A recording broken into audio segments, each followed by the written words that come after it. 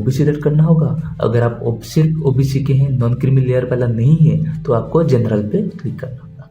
उसके बाद place of birth जो है उसको देना है। मोबाइल नंबर और ईमेल सटीक है कि नहीं वो चेक कर लीजिए।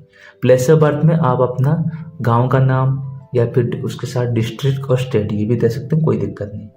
उसके बाद जो नीचे है अपना आइडेंटिफिकेशन डिटेल्स है, उसमें आपके पास 4 ऑप्शन होंगे, voter ID, PAN card, driving license और पासपोर्ट।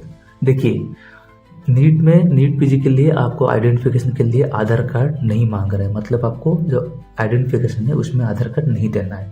ये जो चारों आइडेंटिफिकेशन दिया है उनमें से कोई एक या दो आप दे दीजिए। याद रहे कि आधार कार्ड का ऑप्शन नहीं है, इसीलिए एग्जाम सेंटर में जब आप एंट्री करेंगे तो दिए हुए ये जो चारों में से कोई भी जो आइडेंटिफिकेशन कार्ड आप दिए हैं वही आपको एग्जाम हॉल में लेके जाना है और वही एज ए आइडेंटिटी टाइप का रहेगा। ठीक है, अब जो ओरिजिनल आपके पास है अवेलेबल जो होगा वही देना है। तो आप सारे ऑप्शन दे सकते हैं, चारों के चारों आईडी दे सकते हैं या फिर इनमें से कोई एक या दो दे सकते हैं। बेटर होगा आप किसी 2 दे दीजिए, आपके पास जो अवेलेबल है उसके साथ दे दीजिए। ईएस करेंगे तो उसके हिसाब से या अपना नंबर वगैरह जो होगा साइड में आ जाएगा, वही अपना देना है। ठीक है, सारे नहीं भरेंगे तो चलेगा, लेकिन एग्जाम के एंट्री के लिए कोई एक तो चाहिए ही, तो इसलिए कोई एक देंगे तो चलेगा। ठीक है, अब कार्ड का नंबर देना है, फिर आइडेंटिफिकेशन मार्क एक फेस पे जो होगा और दूसरा बाकी शरीर में जो होगा, मतलब 2 आइडेंटिफिकेशन मार्क देना है। ब्लैक मोल वगैरह जो होगा वो दे देना है। फिर सेव एंड नेक्स्ट कीजिए। डाटा आपका सेव हो जाएगा और सक्सेसफुली लिखिएगा ऐसे, तो उस पर ओके कीजिए। फिर नेक्स्ट में कम्युनिकेशन डिटेल्स, इसमें आपको अपना एड्रेस का डिटेल्स देना होगा। आपका एड्रेस 1 में आप अपना एड जो जैसे विलेज का नाम होता है वो आपको देना है। एड्रेस 2 में जो आपका पोस्ट ऑफिस वगैरह जो होगा नियर बाय उसको दे देना है। फिर स्टेट, डिस्ट्रिक्ट और पिन कोड देना है। अगर आपका कॉरेस्पॉन्डेंस एड्रेस परमानेंट एड्रेस के बराबर है तो आप यस कीजिए और फिर दोनों में सेम से ऑटोमेटिक आ जाएगा, दोबारा आपको भरना नहीं पड़ेगा। और फिर सेव एंड नेक्स्ट कीजिए। तीसरा स्टेप जो है वो क्वालिफिकेशन डिटेल्स। एम्स के कंपैरिजन में नीट पीजी में ज़्यादा डिटेल्स भरना नहीं होता है। State of passing 10th and 12th, जब 10th और 12th जो पास किए कौन से स्टेट से किए बस उतना ही भरना है और कुछ नहीं भरना है। ओके, एमबीबीएस डिटेल्स में आपको एमबीबीएस कंप्लीशन कंट्री, अगर आप फॉरेन मेडिकल से होंगे तो वो आप करें, अगर आप इंडिया से किए तो इंडिया करें। स्टेट ऑफ कंप्लीशन कौन से स्टेट में आप एमबीबीएस कंप्लीट किए हैं उसको देना है। उसके बाद जो मेडिकल कॉलेज है आपका वो सिटी, यूनिवर्सिटी का नाम, कॉलेज का नाम और पासिंग डेट, एग्जाम से कब पास किए तो वो देना है। अगर आपको कन्फ्यूजन की डेट ऑफ पासिंग एग्जाम आपको नहीं पता तो आप अपना फाइनल ईयर का मार्कशीट देख लीजिए, उसमें जो डेट होगा तो वो भी आप दे सकते हैं, वो भी पासिंग डेट होता है। अगर आपके पास पासिंग डेट होगा कोई सर्टिफिकेट में तो आप दे सकते हैं। इंटर्नशिप डिटेल में अगर आप इंटर्नशिप कंप्लीट कर चुके हैं तो यस कीजिए, फिर इंटर्नशिप स्टार्टिंग डेट और कंप्लीशन डेट दे सकते हैं। अगर आपका नहीं हुआ है कंप्लीट तो कोई बात नहीं, आप नो कीजिए, लेकिन आपको जो स्टार्टिंग डेट ऑफ इंटर्नशिप वो देना है और एक्सपेक्टेड कंप्लीशन डेट वो दे सकते हैं। इसके बाद एमबीबीएस मार्क्स पे आपको फर्स्ट ईयर के परसेंटेज, सेकेंड ईयर के परसेंटेज और फाइनल ईयर का जो मार्क्स होता है वो सब देना है। देखिए परसेंटेज वगैरह देना है, मार्क्स नहीं देना। फर्स्ट ईयर का तो इजी है, सेकंड ईयर का इजी है, लेकिन जो फाइनल ईयर का जो लिखा है उसमें आपको थर्ड ईयर और फोर्थ ईयर ये दोनों का मार्क्स ऐड करके परसेंटेज निकालना है। क्योंकि देखिए थर्ड ईयर को हम क्या बोलते हैं, थर्ड प्रोफेशनल पार्ट 1 और फोर्थ ईयर को बोलते हैं थर्ड प्रोफेशनल पार्ट 2। तो इसीलिए फाइनल ईयर का पार्ट में आपको थर्ड ईयर और फोर्थ ईयर का दोनों मार्क को मिला के परसेंटेज निकालना है।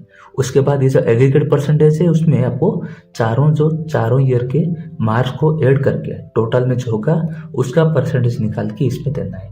अपटेंट जो है उसके हिसाब देना है। तो ऊपर देख लीजिए आपको डेमो एमबी के द्वारा दिया गया है, डेमो में परसेंटेज वगैरह कैसे करना है वो आप ले सकते हैं। ठीक है, उसके बाद आता है मेडिकल रजिस्ट्रेशन का डिटेल। मेडिकल रजिस्ट्रेशन डिटेल देना है, उसमें आपको रजिस्ट्रेशन का नंबर और नेम और स्टेट ऑफ मेडिकल काउंसिल का नाम। ठीक है, जो रजिस्ट्रेशन का नंबर देना है और जो स्टेट मेडिकल काउंसिल, अगर आप हरियाणा का हैं तो हरियाणा का दे सकते हैं, दिल्ली के हैं तो दिल्ली दे सकते हैं, उड़ीसा के हैं तो उड़ीसा दे सकते हैं, राजस्थान जो ऐसे होगा आपका जो स्टेट ऑफ मेडिकल काउंसिल जो होगा वही देना है। प्रोविजनल या फिर परमानेंट रजिस्ट्रेशन जो होगा वो चलेगा, आप कोई भी दे सकते हैं, प्रोविजनल देंगे तो चलेगा, परमानेंट देंगे तो चलेगा।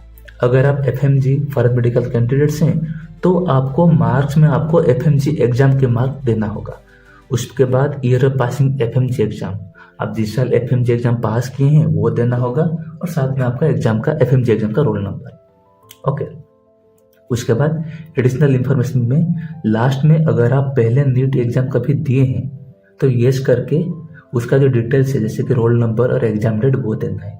अगर आप फ्रेशर हैं, मतलब आप कभी नीट PG एग्जाम नहीं दिए हैं, तो आप उसमें नो कीजिए। उसके बाद सेव एंड नेक्स्ट कीजिए। अब नेक्स्ट स्टेप है exam test centre. Exam test centre जो है स्टेट का नाम देना है जहां आप अपना एग्जामिनेशन सेंटर रखना चाहते हैं। फिर सिटी में जो अवेलेबल ऑप्शन होगा उसमें से कोई एक देना है। इस बार एग्जाम में एक ही सिटी का ऑप्शन देना है, जैसे पिछली बार हुआ था 3-4 देना है, ऐसा नहीं है। इस बार कोई आपका जो आप सेंटर देना चाहते हैं कोई एक दे दीजिए, जो सेंटर देंगे वही आपको मिलेगा। याद रहे तो इस बार 2 शिफ्ट में एग्जाम है, तो इसीलिए सोच समझ के एग्जाम सेंटर दीजिए। एक मॉर्निंग शिफ्ट में होगा और दूसरा आफ्टरनून शिफ्ट में, इसीलिए एग्जाम सेंटर जहाँ भी देना है सोच समझ के दीजिए। ठीक है, अब इसके बाद है लास्ट स्टेप जो कि डॉक्यूमेंट सबमिशन और फी पेमेंट। डॉक्यूमेंट में आपको 4 चीज़ रखना है। रिसेंट पासपोर्ट साइज फोटो जो JPG फॉर्मेट में होना चाहिए, स्कैन सिग्नेचर जो JPG फॉर्मेट में, लेफ्ट थंब का इंप्रेशन उसका भी फोटो JPG फॉर्मेट में, और लास्ट में जो मेडिकल काउंसिल रजिस्ट्रेशन सर्टिफिकेट होगा उसका लेकिन PDF फॉर्मेट में चाहिए। ठीक है, लेकिन इसमें एक एक्स्ट्रा स्टेप है। जो आप फोटो अपलोड करेंगे, फोटो के साथ साथ एक एक्स्ट्रा स्टेप है जो कि अपना रियल टाइम फोटोग्राफ कैप्चर किया जाएगा, मतलब आपका एक लाइव फोटो क्लिक करके अपलोड किया जाएगा और फिर लास्ट में सबमिट करना है।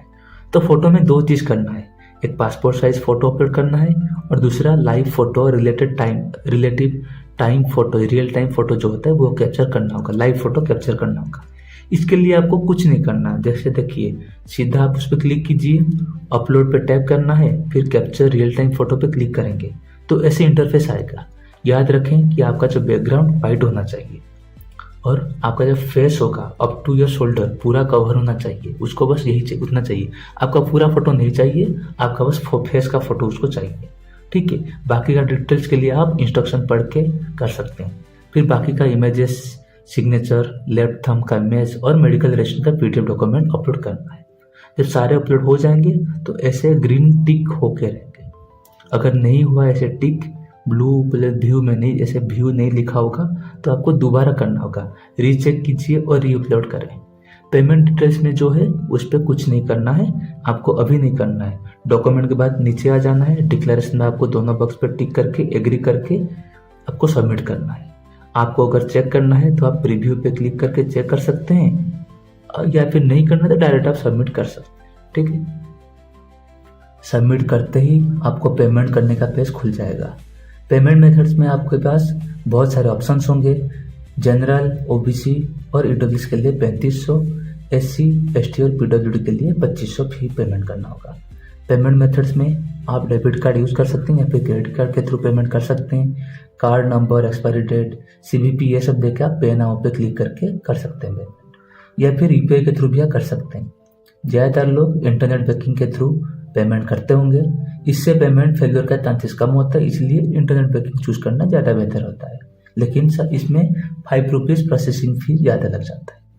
आपका पेमेंट सक्सेसफुल होगा तो डायरेक्ट ऐसा एक पेज खुलेगा, आप अपना एप्लीकेशन डिटेल्स पूरा चेक कर लीजिए और फिर लास्ट में अपर राइट कॉर्नर पे प्रिंट ऑप्शन पे क्लिक करके आप फॉर्म प्रिंट कर लीजिए या फिर सेव कर लीजिए। अब आपका एप्लीकेशन फॉर्म फिलअप कंप्लीट हुआ, आप लॉग आउट कर सकते हैं। आपको मैसेजेस आ गए होंगे सक्सेसफुली कंप्लीशन एप्लीकेशन फॉर्म का, आप अपना नॉर्मल मैसेज या फिर ईमेल चेक कर लीजिए। अगर आप गलती से भी कुछ गलत किए होंगे और आपको करेक्शन या एडिट करना है तो वेट कीजिए, एडिटिंग के लिए डेट आ जाएगा तब आप कर लेंगे। ठीक है, तो ऐसे आपको फॉर्म फिलअप करना है, आसान है। बस live photo, real time photo जो अपलोड करना है उसमें थोड़ा लोगों को प्रॉब्लम होगी। कुछ नहीं, इंस्ट्रक्शन पढ़ के देखना है, जो लिखा होगा हो जाएगा। चिंता ना करें, इंस्ट्रक्शन के अकॉर्डिंग जो होगा वो कर लेंगे। अगर नहीं हुआ तो उसमें कैंसिल हो जाएगा ऑटोमेटिक, अगर सक्सेसफुली हो जाएगा उधर ही आपको सक्सेसफुल दिख देगा। कुछ कैंडिडेट्स को साइट में प्रॉब्लम दिखाएगा, साइट नहीं खुलेगा, सबमिट में एरर दिखाएगा, रजिस्ट्रेशन ID और पासवर्ड जनरेट करने का जो मोबाइल नंबर और ईमेल ID वेरिफिकेशन वो सब में भी दिक्कत होंगे, वेरीफाई नहीं होंगे, OTP वैलिडेट नहीं होगा। ऐसे ये सब साइट रिलेटेड इश्यूज होंगे, इसमें कोई दिक्कत नहीं है। आप थोड़ा वेट कीजिए, थोड़ी देर बाद रिट्राई करें, लॉगिन करें तो हो जाएगा।